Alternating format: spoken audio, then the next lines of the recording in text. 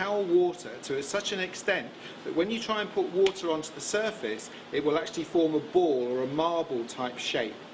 Those marble type shapes help the surface to self-clean, and they do that by acting as a miniature vacuum cleaner or a miniature Dyson.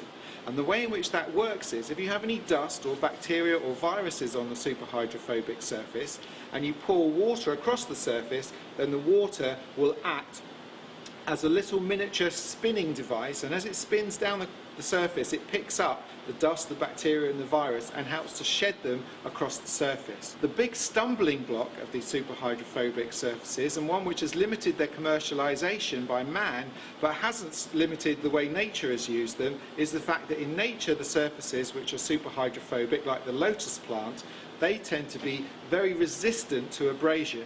But man-made surfaces tend to be very easily abraded, even to the point that sometimes you can just blow on the surface and blow the material off.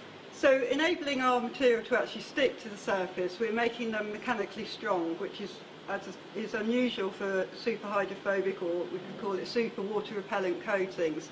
And the advantage is that because we stick it to these surfaces, whether it's glass or paper or material, it means that the superhydrophobic action will be retained. So the inspiration is from the Scotch tape.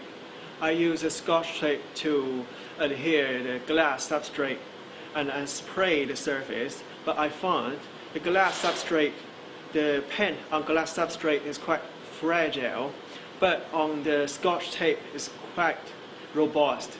So I thought, if I can use double-sided tape or spray adhesive, it will be robust, and we can apply commercial adhesives in almost all the solid substrate and our paint as well. So we can try to make almost the solid substrate to be robust and superhydrophobic.